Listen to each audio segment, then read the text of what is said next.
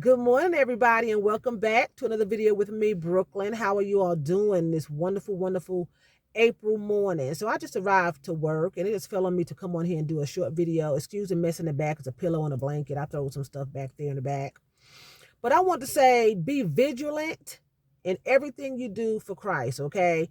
Be vigilant. You have to keep going and keep pushing and keep striving for your future, for your family's future, for your children's future, right? You have to keep pushing because people that don't serve Christ, people that's out here doing anything they want to, and they are successful, that's because they were vigilant.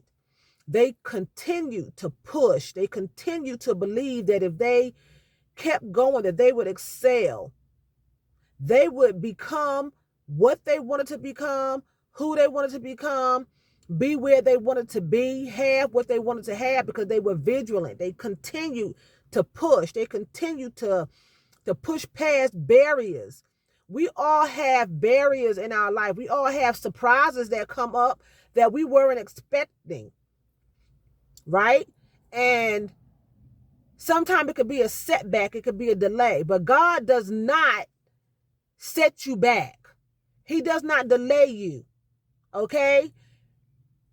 He can, a lot of times it's just not your time to be where you are supposed to be, but that does not mean that you are not supposed to continue going.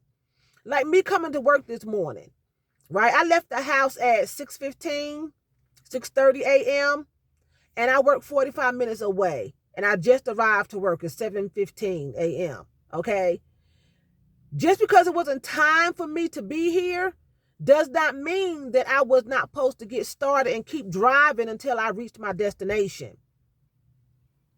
So just because it's not your time to be in a certain realm of your life does not mean that you should sit back idle and don't do the things you have to do to get there. I have to make sure gas is in my car. I have to make sure, y'all excuse if I'm lisping. I went to the dentist and okay.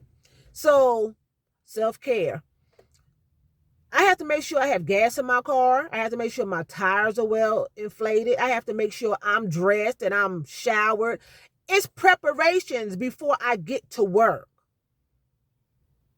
To be successful, once I get here, I have to be successful along the way. There may be setbacks sometime on your way to work. You may have a flat tire if you ran over a nail. You may run out of gas because you didn't stop the night before and you didn't realize your tank was almost on empty. You can have setbacks. Things will be thrown in your way. That does not mean that you do not get this tire fixed, walk to get some gas, hopefully, or call roadside assistance and get yourself some help. So when you are traveling, doing things that the Lord wants you to do to get to where you need to be, you may have to call on some help, whether it be physical or whether it be spiritual help. You may have to call on some help. You run out of gas on the side of the road, you're going to call some family members, some friends, or roadside assistance. You're not going to just sit there. Sometimes you just can't do anything and some help may just come up on you. You know, a police officer or some friendly people in passing may stop and say, can we help you change your tire? You know what I'm saying? Sometimes you can't do something and you come to a standstill in life and the Lord sends you help. He may send you some help, but sometimes you have to ask for help along the way. But you don't stop persevering. You don't stop. You have to be vigilant. You have to keep going. This is for me too, because there's things in my life that has happened that I wasn't expecting to happen, you know?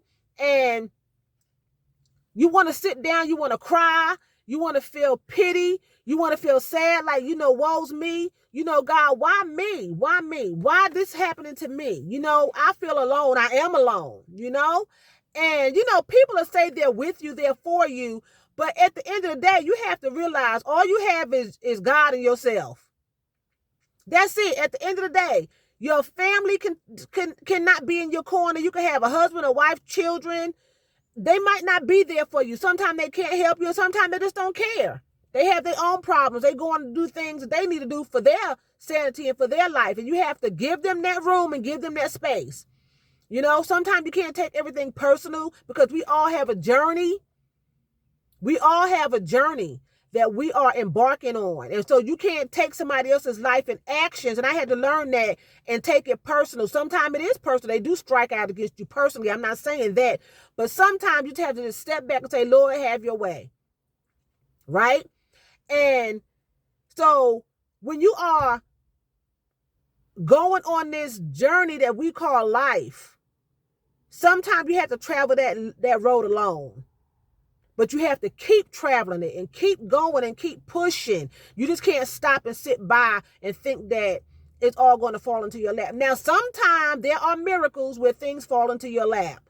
It just happens. But that's when you have, I think, spiritually reached your destination, your designated place in life, and God just starts showering you with these spiritual blessings. You know, you may walk into a job that you wasn't expecting to walk into. You know, somebody might call you and say, hey, you know, they're hiring. You were looking for a job, but you didn't go out. The Lord just let it come to you. So that can happen, you know. But I just wanted to come on here this morning and say, keep pushing. Be vigilant.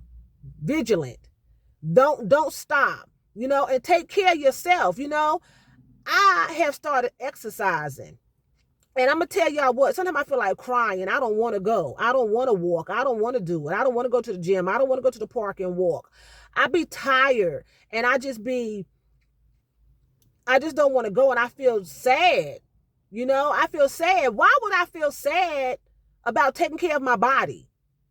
That's nothing but the works of the enemy. You should be happy that you can get out there and take care of your body and prolong your life to your designated end, because I'm a firm believer that when it's time for you to go, you just go. And I don't care how healthy you are.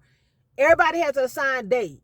So, but you should want to live your best life until that expiration date comes. You don't want to go prematurely, you know? So why do I feel sad that, you know, I got to go work out? You know, I'm tired. I don't want to. I want to cry walking around the track sometime. I want to cry. And that's just pathetic. It's stupid. You know, it's stupid. Why would you feel sad that you want to improve your quality of life? It's just stupid. That comes with relationships and all. You know, if you can't get out of something, keep pushing forward. Let the Lord handle it. If he sees it's not good for you and you really, really want to do right, he'll make a way for you to escape. He always makes a way for you to escape. If the other person got to walk off, he will make a way for you to escape. You know, if you want to, you know, just keep pushing is what I'm saying. That's my encouraging words for this morning. Keep pushing. You know, do the things you have to do to get to your season. God does everything in his time. He does everything in his time. So you may be struggling, walking through the storm, and like, when is it going to be for me? It's coming. You have to keep pushing. This is for me too, because I think sometimes, when, Lord, you know, when is it going to change in my favor? You know? And he let me know this morning, you have to keep pushing, Brooklyn. You can't stop. Keep pushing. Like I said, coming to work in the morning, I have to get up and get prepared, and I have to drive. Just because it's not 7:15, 7:30 in the morning time for me to go into the workplace does not mean that I'm not supposed to prepare to get there. So it may not be your season to get married. It may not be your season for a financial breakthrough. It may not be your season for a house. It may not be your season for many things. That don't mean you're not supposed to prepare and start working toward it and getting towards it. Okay? So with that being said, I'm going to say have a nice day. I'm going to say vielen Dank. That's thank you very much in German. So vielen Dank for watching me. And choose, that's what? That's bye in German.